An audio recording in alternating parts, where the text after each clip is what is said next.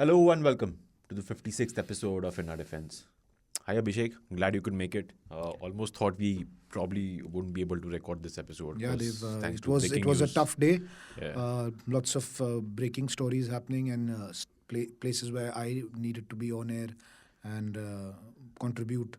And in fact, it's a day where we can sort of give a very holistic macro view of India's security. Security, exactly, yeah.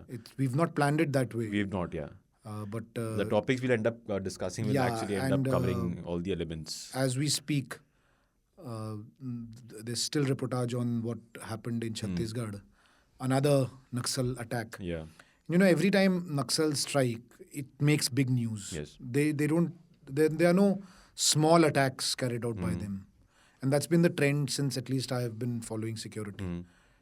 More than a decade, this is what I've noticed, that the casualties are always high. This time it's 11. There have been instances back many years back when 76 CRPF personnel were killed in Chhattisgarh, Dantewada, around about the same area where this one has taken place. The entire state Congress leadership was killed yeah. in one of the most deadliest, gruesome attacks carried out. And every time the modus operandi is same. ID. on the road. Yeah.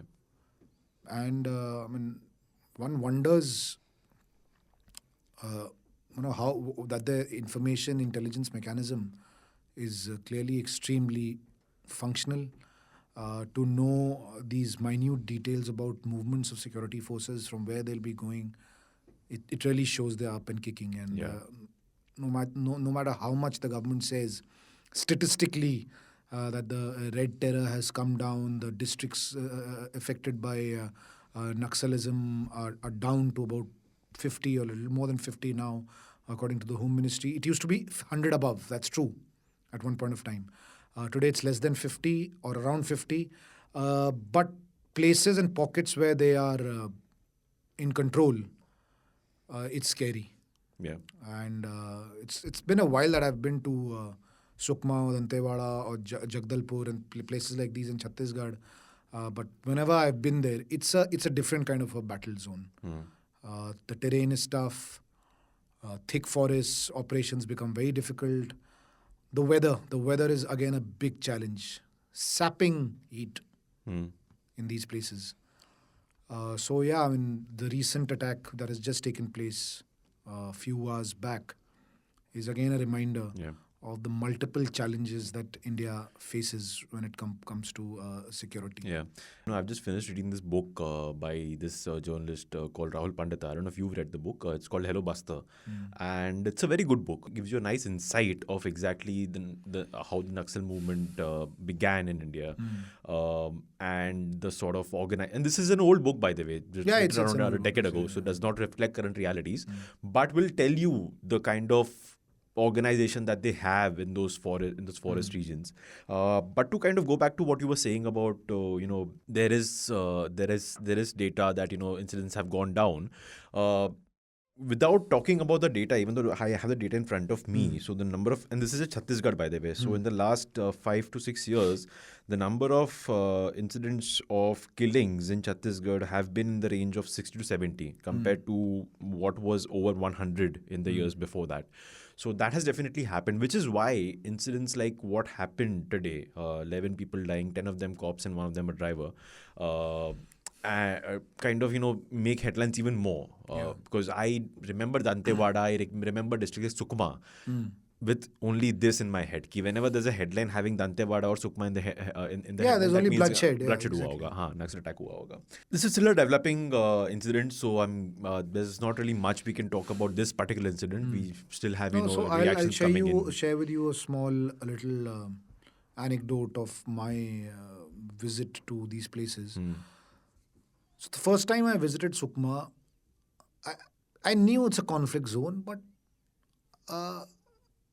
it still didn't strike that there is danger lurking as you move, because obviously we don't go to these places so much. We read about it, but the literature is, I would still say, a little restricted, and in one's mind the picture of Kashmir that you have as a conflict zone, I think, is different. So somebody said to me that ये कश्मीर से ज़्यादा खतरनाक है. So please don't move around like this, especially in these areas. So that thing has stayed with me, that for locals over there, to use an analogy of Kashmir and to let somebody know from Delhi, who's primarily reported out of Delhi, been to conflict zones, to give an analogy that don't think that you are in a place where you can take things lightly. And again, for hours on the streets, and this was long back, there's just nothing.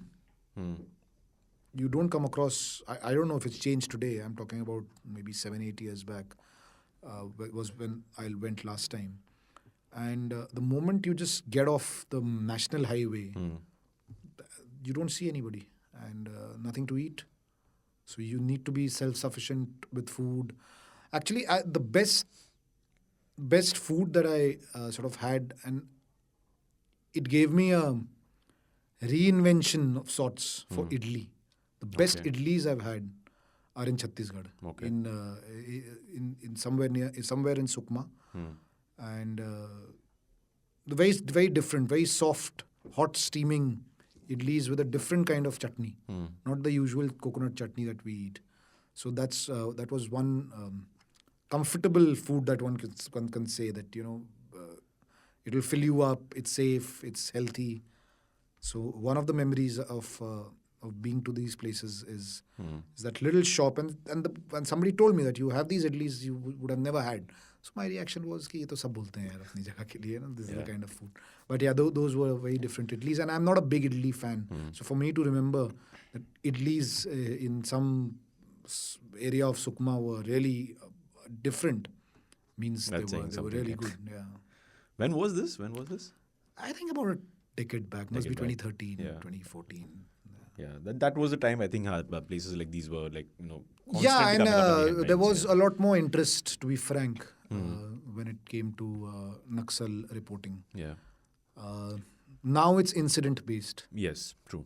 Whenever a big incident happens, that's when everybody sort of goes back and starts reading. But that was a time where I think a lot of Naxal reporting was happening. Journalists would go in those areas much more, do detailed reports, showing both sides of the story, which doesn't happen so much now. Doesn't happen so much, true.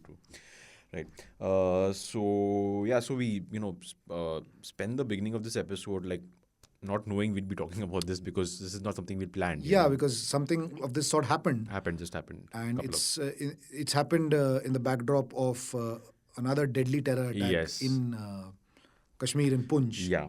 Happened just a few days ago. And a lot of activities planned in between. So that's why I said that what we are going to do today is the spectrum, just a spectrum, 360-degree view, holistic view of the security concerns, challenges that we have in this country, and why so many forces, so many organizations, so many officers are involved in what we call our security apparatus. Right. So let's now go to Kashmir and talk about what I wanted to talk to you about this on this episode. Kind of a chilling coincidence between the two incidents, the Dantewada attack that happened just now, and even the Poonch one, is that without, by the way, going into the politics of it, it is an accepted reality that incidents of violence, especially either extremism or terrorism, have noticeably reduced as far as making big headlines is concerned in the last few years, which is why that's debatable. I think so. I mean, that's what I'm saying. I'm choosing my words carefully. I'm saying noticeably. I'm not saying if it's actually happened on the ground. I'm just saying they don't. So that's what I'm saying. So the Poonch attack, when you say it has reduced considerably, I mean, what is the time period? I said noticeably in the last few years. What is the time period of few years? When 2019 was Pulwama. Yeah, so I'd say 2-3 years. Yeah. So post Pulwama. Yeah, post Pulwama. So your benchmark is Pulwama. Yes. When I'm talking in this context, yeah. So, I mean, they don't seem to make headlines as often, is what I would say. Is what I'm. Are you saying they don't make headlines, or are you saying those incidents don't? I'm just saying noticeably they seem to be a bit less. I'm not saying they are not happening at all. It could be because they're not making headlines, See, by the way. no. Of course, if the benchmark is Pulwama, then obviously there'll be less. Because Pulwama was when you lost 40 people. Yeah. So you don't want to be losing 40 people for headlines to be made every day. Yeah. Having said that, Poonch has happened recently. 5 people died. We are going beyond headlines here. So the kind of impact it has on the security scenario is immense. Just one incident. Something that Chidambaram, when he was Home Minister, used to say. They need to get it right once. Yeah, we need to get it right every time. Yeah. Each and every time. Yeah. And that's very true. Yeah. It just takes one incident, to suddenly screw up everything. Yeah. Because you won't know about the many's that have not been. Yeah, and obviously, why would you know? Because a lot of it are secret operations that are happening, where you get into a lot of the way intelligence is being gathered, operational intelligence. You work upon it. Sometimes you nab the guys, you neutralize, whatever. Not every time things will come out in public domain. Of course, as a journalist, I would want every time something like that happens, I should know. But I'm sure that I don't know. So many times things have happened and I don't know. It's impossible, humanly not possible, to know each and everything, isn't it? Yeah.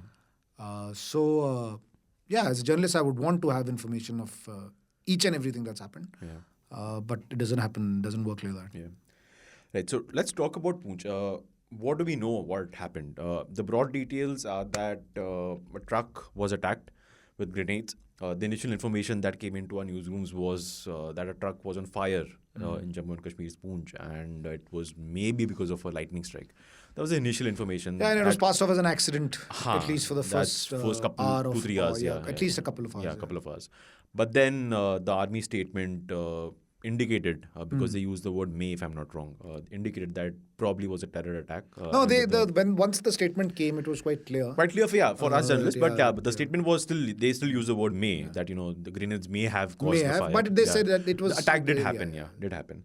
And then there was follow-on reporting by people like you. There were steel bullets used. Yeah, that's a very scary thing, actually. Meaning armor piercing, basically, if I'm not wrong. Yeah, that's exactly right. And they have made their way in Kashmir even before. These are Chinese made, by the way. Oh. Any kind of armor it can pierce through bulletproof jackets. The ones worn by Indian army soldiers. Yeah. So almost all of them? Yeah, so if that is the case, then of course, it's a very, very scary scenario. Right. Yeah. So tell us, now take it from here. What more do we know? See, a lot of more information has come in, as you rightly said, that steel bullets were used. There is talk of sticky bomb. Oh, yeah, which again has been a new kind of a modus operandi, where you sort of plant an explosive on a vehicle, it sort of sticks on it. Yeah, and it happened in Delhi in an attack outside the Israeli embassy. Okay, a few years back. It's happened in a few more cases. So that it's a very dangerous. I mean, what do you do with something like this? That a vehicle, if you can just stick something onto a vehicle, it's so easy for that explosion then to take place. So not clear here. There are also reports that there was a sniper fired from front on. Lot of questions. Why was the vehicle alone? Wasn't it supposed to be part of a convoy? Yeah, I was going to ask that. Was it a part of a convoy? Or no, it wasn't. It wasn't part of a convoy. So apparently the vehicle was had gone to fetch ration logistics and they were coming back to their company location. It was Rashtriya Rifles personnel. Rashtriya Rifles, as we know, is comprises army personnel who are specifically there in Kashmir for anti-terror operations. Yes. That's what RR's mandate is, Rashtriya Rifles' mandate is. So they were going back to their company location when this attack has happened. A lot of talk about the timing of the attack. There's an important SCO meet coming up in Srinagar next month. To which the Pakistani leader Bilawal Bhutto has already made comments about. And it's a significant meet. It's on tourism. And delegates who are going to come there are going to be taken to several important tourist spots. And the messaging is strong that, tourism is something that thrives in Kashmir. And there are elements because of whose activities tourism takes a hit. And it then impacts the local population at the end of the day, because it's a big industry. Tourism is a big industry in Kashmir. And it comes very naturally to the Kashmiris. Extremely hospitable community. You might have had a, heavy lunch, heavy meal. God help you if you visit one of the Kashmiri households. Because then you'll curse yourself, why did I eat so much? Because they'll feed you again. Even if you've had a full meal, doesn't matter. There'll be something or the other. And not just in small, helpings, huge helpings. And they have meals for every time of the day, I can tell you. No matter what time you go, there'll be a big spread. So, of course, if it's lunch or dinner, then it's proper food. But if it's tea time, there'll be several tea items. Fruits, dry fruits, cakes. Name the thing. So, yeah, I mean, the hospitality comes very naturally to them. So, this particular event is aimed at creating this image of Kashmir that it's happening at a time where these kind of incidents can come down. The terror situation is better. And obviously, there are elements in Pakistan that are not very happy with this kind of image being presented to delegates from various parts of the world. Yeah. So that's why the timing is something that everybody is talking about. Right. So, yeah, before we discuss more on that, the Pakistan connection, etc., let's just go back, because I think I cut you short somewhere. Again, what do we know of what happened that day and in Poonch? No, so this is the information. That's the it. information Right. that steel bullets were used, a sticky bomb. There was a sniper fire, probably, and there is a suspicion that there is one particular handler based out of POK who's facilitating these infiltrations. And this has happened south of Pir Panjal. Pir Panjal is the range, and Rajouri, Naushera, these places are south of Pir Panjal. North Kashmir, I'm assuming could still be in heavy snow melting there, Right. etc. So whenever there is heavy snow in the northern parts of Kashmir, these are the areas from where infiltration happens. That's the normal pattern. Right. Nothing new about that. This area, particularly Bimbargali, BG sector, again, I've been there.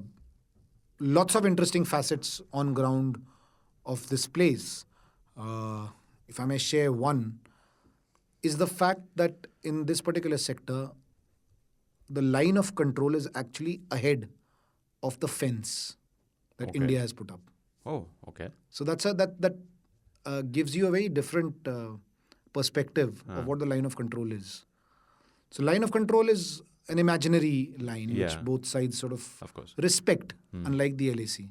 LAC, there is a problem with where the LAC Line is. lies, yeah. So with the line of control, there is clarity that, okay, it passes through this. These This is points. our post on this side of the LOC. This is our post on this side of the LOC, meters apart. But in many places, India has actually put up a fence, which is behind the LOC. Right. And a lot of residential areas, villages, dwellings are ahead of this fence. Okay. So this fence is not the LOC. This fence is India's way of telling that this is the last frontier. You obviously better not cross the LOC. But if you've crossed the LOC by mistake, let's say, better stop here and go back and own up. Because beyond this point, because this is a fence, beyond this point, if we find you, and even if you're a civilian or claiming to be a civilian, we are not going to buy the story. Okay. That's the idea of that fence. So I was quite, when I liked that aspect of the LOC where a lot of villages, homes. And in Bimbargali, again, at that point of time, there were a lot of attacks, a lot of shelling was happening. There was a young boy who lost his leg.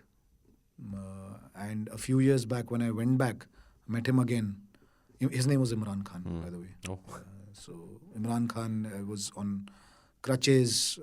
It seemed that he was part of some construction work happening. And suddenly there was a shell, boom. And he almost lost his leg. And for months, he was in crutches. Finally, he was taken care of. The army and the civil administration probably came to his aid. And next time when I went there 2-3 years back, this was when the ceasefire had happened. The reiteration of ceasefire had happened, and the shelling had stopped. So I met him again, and it was good to see him, fully fine, no crutches. He said कि कभी-कभी दर्द होता है पैर में. Sometimes I have trouble walking also. But so these are small stories of these areas. Schools are again, casualty. Schools have to shut down. You can see shell marks, bullet marks, even in a place like a school. So life is tough in those areas. Obviously, after the reiteration, and that's why this attack gains more significance. We keep talking of reiteration of the ceasefire. Yes. But if infiltrations don't stop, then that reiteration doesn't have any meaning. I was just going to come to that. I mean, what do you think an attack like this, what impact does an attack like this have on the reiteration of the ceasefire, which happened 2 years ago? Two and a half years now. Yeah. Where basically India and Pakistan decided that, there was a deal. Remember that deal we had signed like a decade back? That was the ceasefire. We'll just agree to 2002. implement that. Yeah. We'll just agree to implement that and not, fire randomly across. Which is the being LOC. followed, in a sense that you don't hear of big booming guns, no shelling and things like that. If infiltration happens and if these terror attacks happen, at the local level, if you... then I wouldn't say it means nothing, but it's a problem. Yeah. And coming to that, I'll just open a Dawn story. Now that we are at it, the Dawn had reported a few days back on 20th April why the Ministry of Defence feels that elections should not happen in Punjab and Khyber Pakhtunkhwa. Yeah. The Pakistan Punjab. Yeah, Pakistan Punjab. Yeah. This Dawn is a Pakistani newspaper publication. And the headline is Report to SC warned of cross-border terrorism, all-out war with India. We're talking of ceasefire here. That ceasefire has been a big boon and things like that. What the hell are they talking about? All-out war with India to stop elections in their own country. Yeah. When I read this story, I was baffled. What's your take? Is on one side you're saying कि ceasefire चल रहा है, ये हो रहा है वो. All-out war with India. Is it really sort of... should we take it seriously is my first question. No, so if I read the report after you sent it to me, the first thing that struck me was the language of the... You are on a brink of all-out war in so India casual. is what Pakistan's defense ministry feels. Yeah, and it's telling that to the Supreme Court of the country. Not to have elections. Yeah, imagine. Further says things like charged environment in Punjab may lead to instability in country, defense ministry. Okay, that might be a domestic issue. Fine. But somewhere I think they bring in raw. I'll read out. I'll read out the lead of the story. Yeah. Cross-border terrorism, instability in the country, threats from the TTP, IS fighters returning to Pakistan from several countries, the ill designs of the Indian spy agency RNAW, and even an all-out war with the neighboring country, the Defense Ministry report submitted to the Supreme Court on Tuesday feared all kinds of threats in the way of holding elections at present. Is there anything that they've left out? Left out, exactly. Everything under the sun. Okay, China is not a threat. Yeah. But China is not a threat to them, that's for sure. Yeah. Everything, IS fighters, TTP, raw, war with India. And it further says that there are fault lines that can be exploited. So at least they concede that there are fault lines within their system. True. I'm sure RNAW will be happy reading this. And they'll be smiling and saying that, okay, that they expect us to do something, isn't it? So, there's a lot of contradiction in what's happening at the LOC, how infiltration attempts are happening, what the ceasefire is. My reading is, if there is any iota of truth, in what they've said, we should not take the ceasefire seriously. Okay.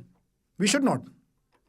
If Pakistani Defense Ministry feels that there is a possibility of an all-out war with India at a time when both sides have, quote-unquote, respected the ceasefire, then I don't know what will happen if ceasefire is not being respected. Yeah.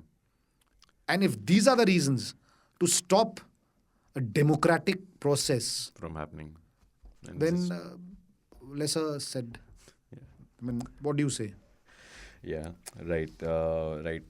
Let's again now talk about the other aspect of India's security. But, before we do that, we'll take a quick break.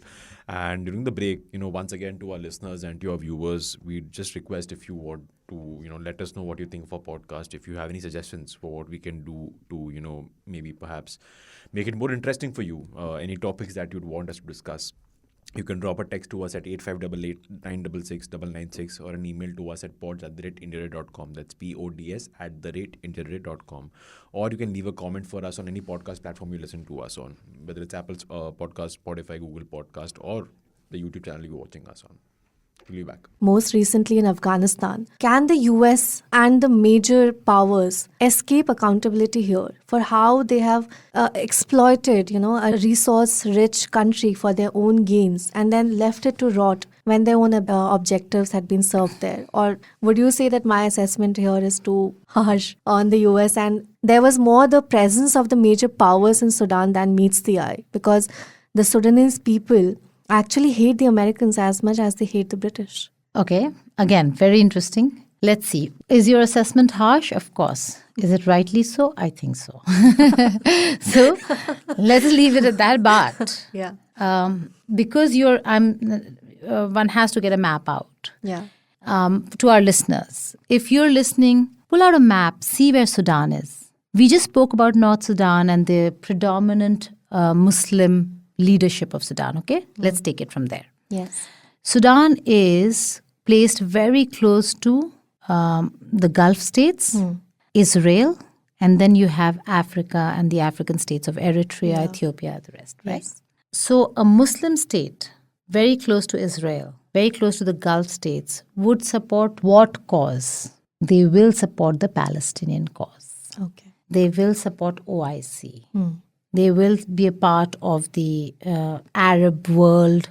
North Africa and the Muslim states in North Africa are part of the Arab world. Egypt, Yes. for example. Yes. So Sudan, so you're part of that entire system, right? In 1967, Sudan declared war on Israel and broke diplomatic relations with the US. This is 67. Okay. Before the conversations that before what you said about the details of US-Sudan relations, you have to understand how important Israel is for America. For an in-depth analysis of pressing world affairs and geopolitical developments, tune in to Geeta's World.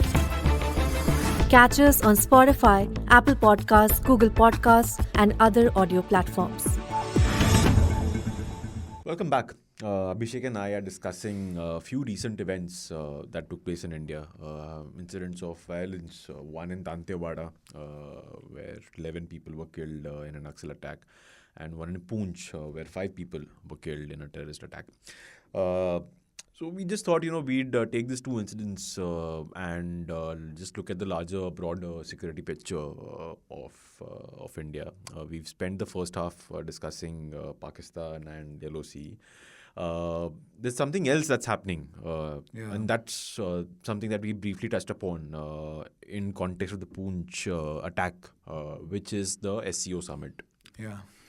India is this year's host, is going to be hosting a series of meetings at the minister level of all the SCO countries. Among them will be China and, very interestingly, Pakistan, whose leader Bilawal Bhutto is coming down to India. This is the first visit of a Pakistani leader on Indian soil since, I just forgot the year if you have recollection. This is the first time Pakistani leader will be visiting. Not since this government, not since the Modi government has come to power. Not since if I- 2019 if I- for if I sure. remember. Yeah. So first time in a while. So first things first, what do you make anything? Because the Indian foreign ministry has just very rightfully so just said it's just a visit because it's a visit that we have to accommodate because we are hosting it, right? It's like you're hosting the World Cup and you can't be like, no, you So cannot more play. than Pakistan's involvement, I think all eyes are on China. China. Because both defense minister foreign minister and will the be foreign minister will be visiting. That's why I said that this is a different, very unique kind of an episode that we are doing. Yeah. We've discussed Naxal challenges. We've discussed Pak terror, Kashmir, Pak army. And it's weird affidavit to the Supreme Court. and whatever happens in Kashmir because of their proxies, etc. And now we are coming to China. Yeah. We've probably not touched upon insurgency in Northeast, Yeah. which would make it, Complete circle. complete. Yeah. So all eyes on the two key ministers, defense and foreign minister. The defense minister of China, of course, is a very prominent figure when it comes to China's military ambitions. He's somebody, Li Shangfao, he's somebody who's critical to the modernization of their forces, Right. their space program, their cyber program, cyber warfare. And he's somebody who's a designated general by the US. So in short, in gist, the US doesn't like him. They have a lot of problems with him. Anyway, the defense minister will be here, the foreign minister will be here. It comes at a time where China is extremely keen on suggesting that things are normal at the LAC. And let's get on with it.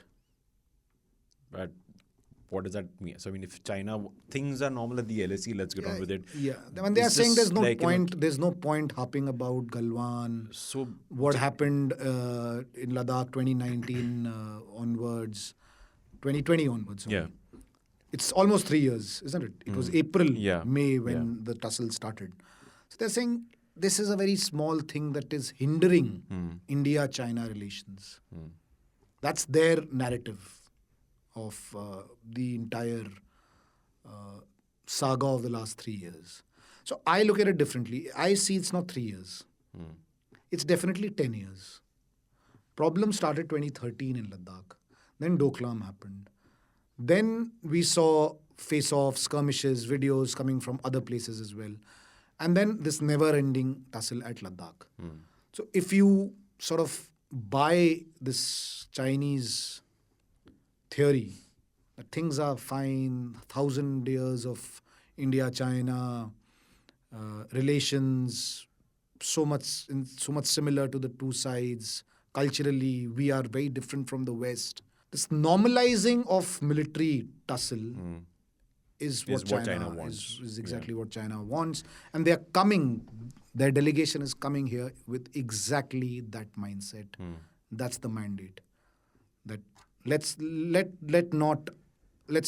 this episode of what happened in Ladakh, which is still continuing, let this not affect our larger relations, and we should think about the next generation and things like that.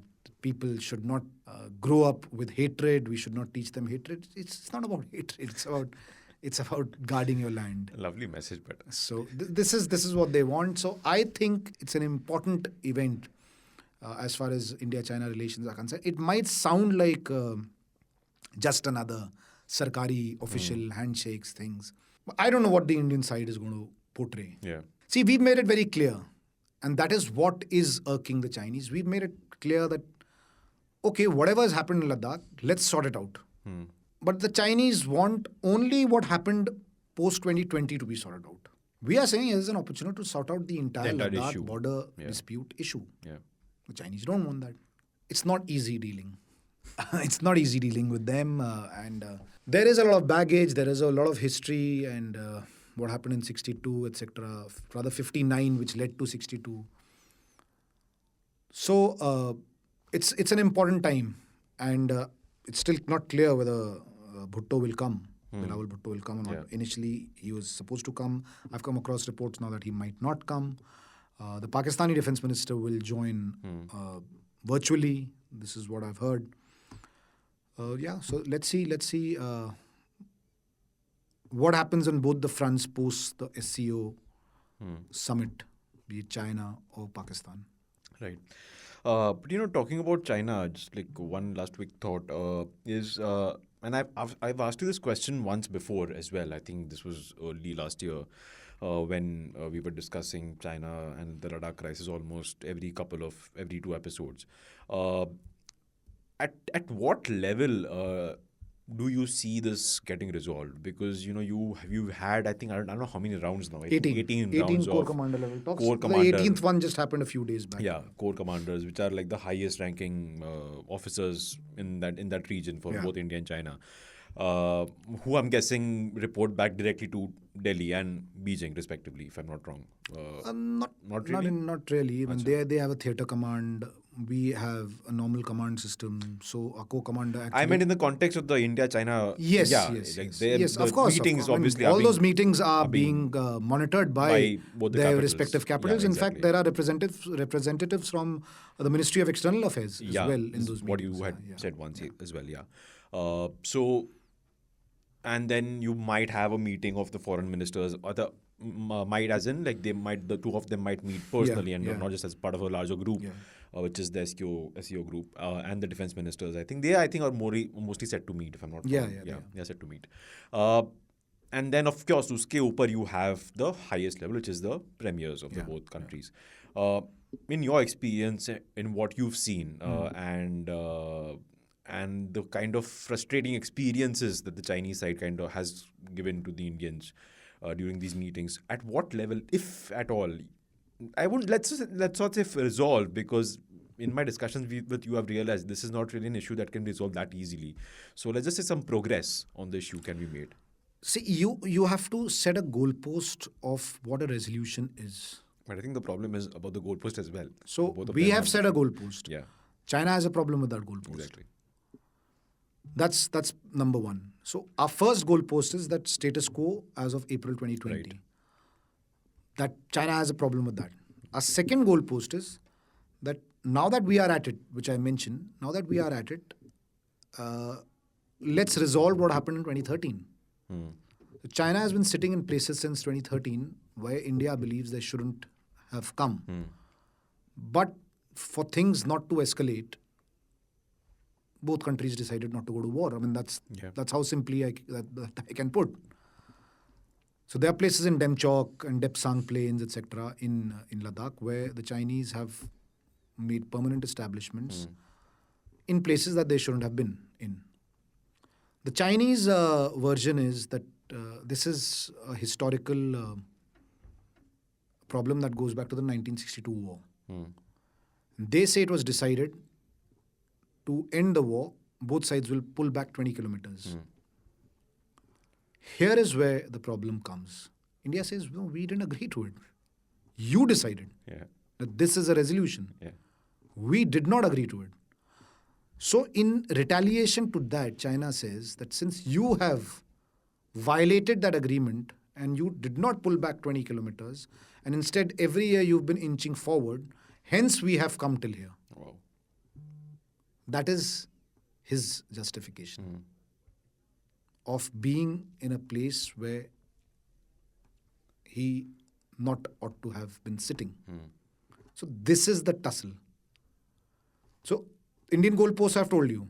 Chinese goalposts are, sorry. So how does the resolution happen? The third aspect on a resolution that China says, that this is okay, but let's get on with our lives. So what do you want? I mean, it's difficult to say who's dictating terms. Then every now and then they keep talking about Galwan, saying that the onus of what happened there is not solely on China. So I don't know. I mean, how to answer that.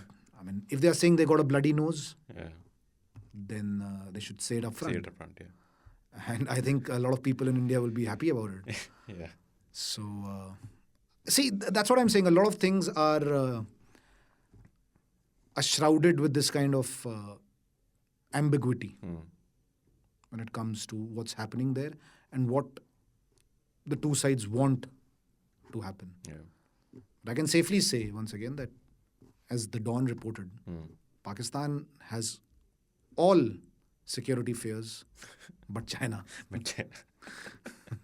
In fact, that report also says that the situation is such right now that it can lead to chaos similar to what happened post the assassination of Benazir Bhutto.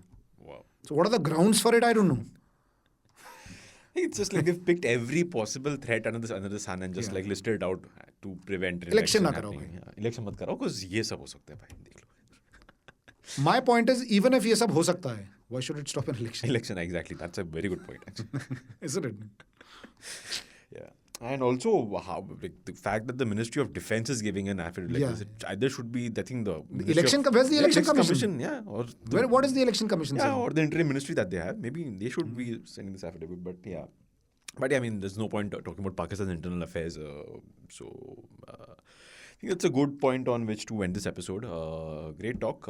We didn't plan it such, like you mentioned, but it just sort of happened. We ended up covering almost every aspect of India's security. And this is current context. The current context, And these 2-3 things are obviously going to be talked about a lot, especially because Chhattisgarh incident has once again triggered the big discussion on Naxalism, Maoist movement, etc. Yeah. So every time something like this happens, it gets back into main course narrative discussions.